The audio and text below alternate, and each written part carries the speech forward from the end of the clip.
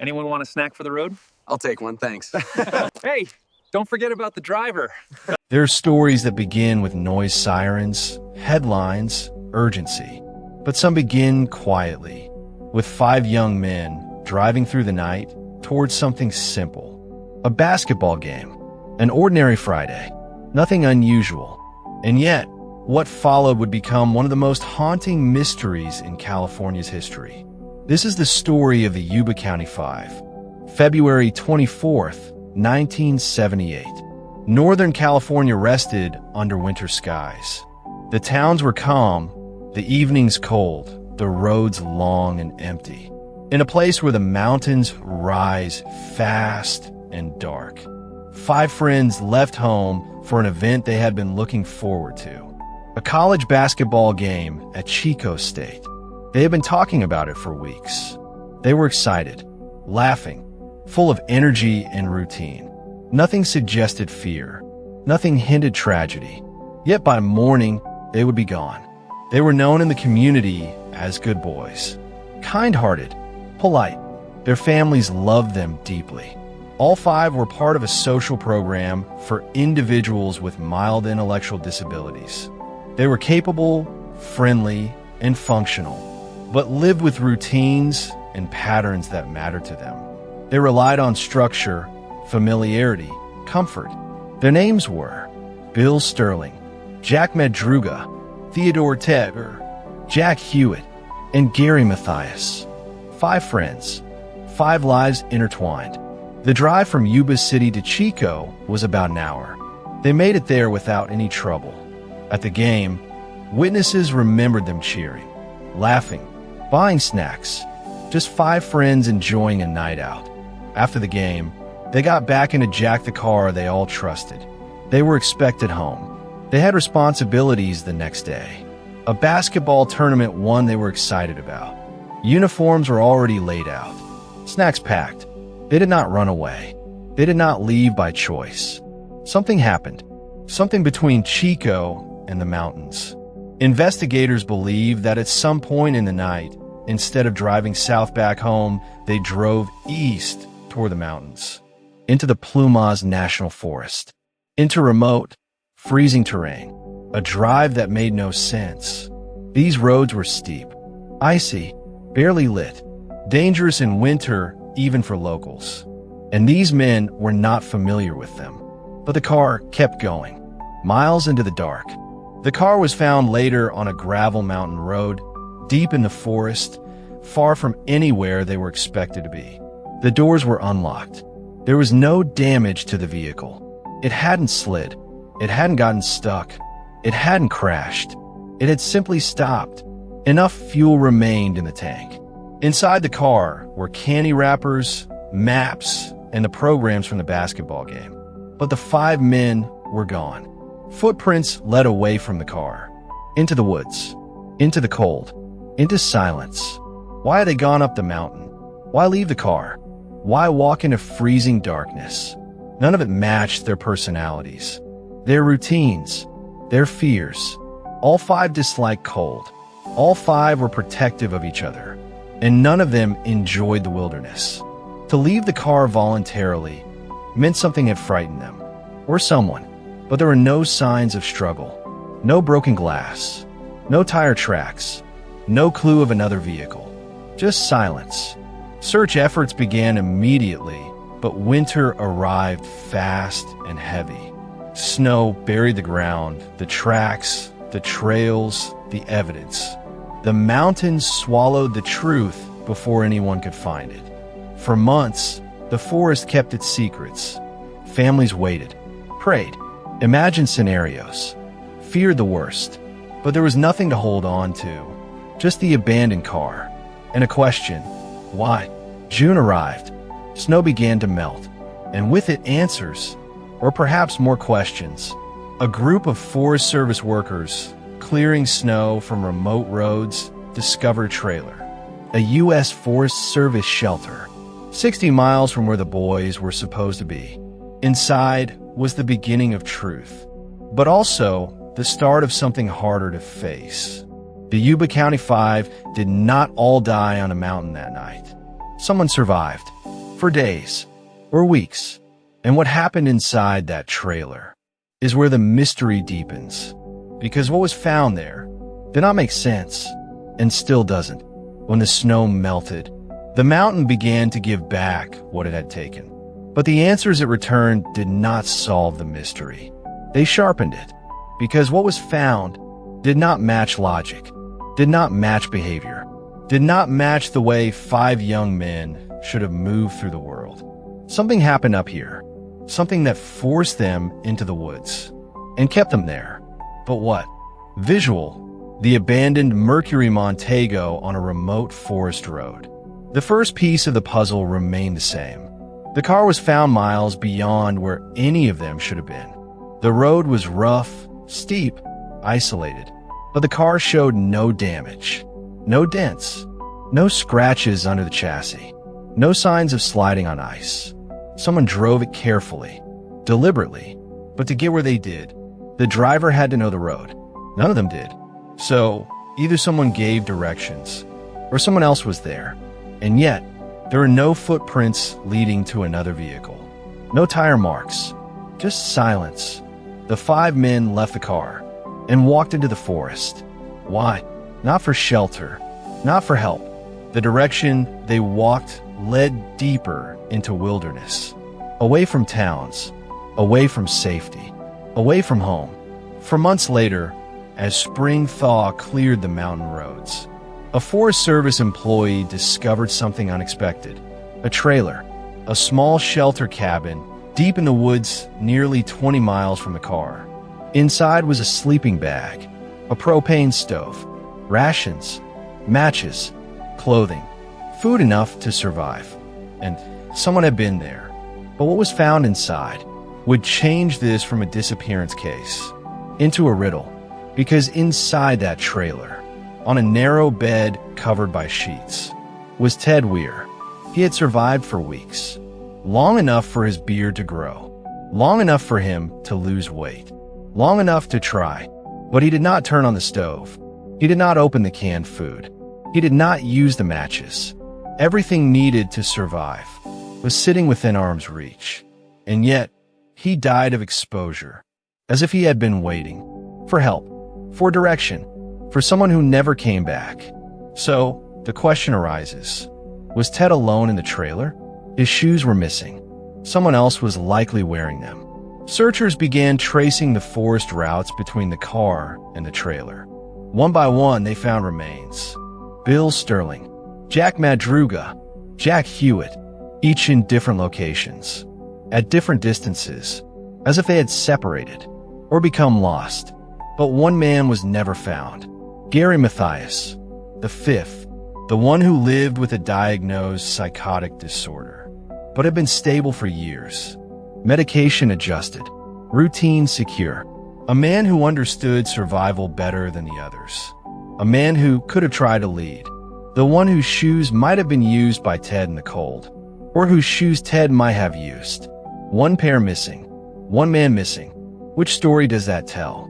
We still don't know. The cabin had heating, bedding, food, matches, all untouched. The car had fuel, was not stuck, could have been driven back down at any time. None of their decisions aligned with fear, or logic, or survival instinct. It is as if something drove them forward deeper, into a place where there was no reason to go. A wrong road becomes a question. Leaving the car becomes a puzzle. Ignoring food and shelter becomes a message. Something was influencing these choices. Something unseen. Something that moved in the silence, between the snow and the trees and the dark. This is not where the story turns clear.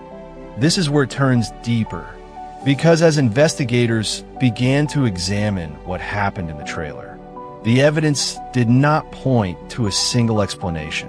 It pointed to two. One where fear led them into the woods, and one where something or someone led them there.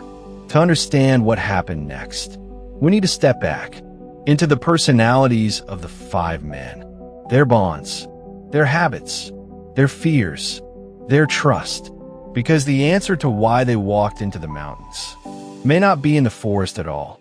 It may be in who they were. Before the mountains, before the snow, before the questions that still have no clear answers. There were 5 young men, friends, teammates, sons, people who laughed easily, who cared deeply, who found home in each other. To understand what happened in the forest, we must understand who they were, because the clues are not only in the footprints, they are in the hearts that made them. Bill was gentle, quiet, thoughtful in a way that made you lean in when he finally spoke. He loved going to church. He remembered scripture effortlessly. He wrote letters to pastors simply to say thank you. Bill was kind purely, simply kind. He did not like conflict. He did not like fear. And he did not wander off on his own. Not ever. Bill followed, which means on that mountain, he trusted someone. Jack was the driver. His Mercury Montego was his pride. He didn't let just anyone touch it. He had a sense of direction. He knew familiar roads. He stuck to what he understood. Jack did not like cold. He did not like being lost. And he did not go into the mountains. So if the car went there, Jack either believed it was the right way, or he wasn't the one choosing. Ted was affectionate. He had a big laugh, the kind that could pull others into joy. He called his mother Mommy. He kept candy in his pockets to give to children at church. He was the type of person who left places better than he found them, who cleaned up small messes without being asked. In the trailer, the blankets were folded, the sheets tucked. Care, gentleness. Ted, even at the end, he cared, which means the final days were not panic. They were waiting for someone. Jack loved his friend Ted. The two were inseparable. They went everywhere together. They relied on each other. They made sense to each other. If Ted went somewhere, Jack followed. This matters, because when survival meant splitting up, Jack did not leave Ted behind. The mountain did not break their friendship. Something else separated them. Gary was different. Gary had been through things. He had seen struggle, chaos, instability. He had worked to piece himself back together. For 2 years before the disappearance, he had been steady, stable, prescribed medication that helped him stay grounded. He was intelligent. He was quick thinking. He was loyal. Gary could help him survive. Gary could lead. Gary could also panic if things slipped out of control. He is the only one who was never found, which leaves 2 possibilities. Either Gary survived longer than the others, or someone interrupted the story before the end. They loved each other.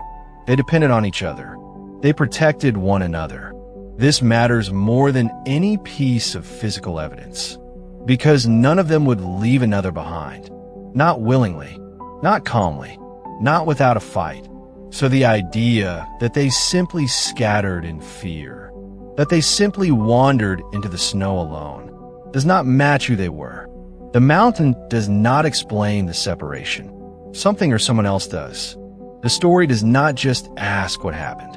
It asks why these 5 men were together until the very end.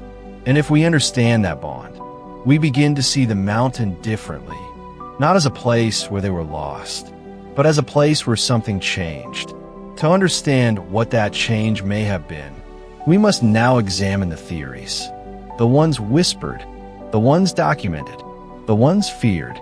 Because in this case, the theories do not offer answers. They offer doors. We will open them. When a story refuses to resolve, the human mind does what it has always done. It searches for meaning, for patterns, for reasons that the world sometimes does not offer. The disappearance of the Yuba County Five does not come with a single, clear explanation. Instead, it offers theories, possibilities, each one incomplete on its own, each one containing some truth and some uncertainty. And so, we look at them carefully, not to declare an answer, but to understand the questions. The simplest explanation is the most familiar. They became lost. That after the basketball game, the group took a wrong turn in the dark and followed the road further than they realized. This theory suggests confusion, an innocent mistake. But there are problems. Jack Madruga, the driver, hated the cold. He avoided unfamiliar back roads, and he knew the route home.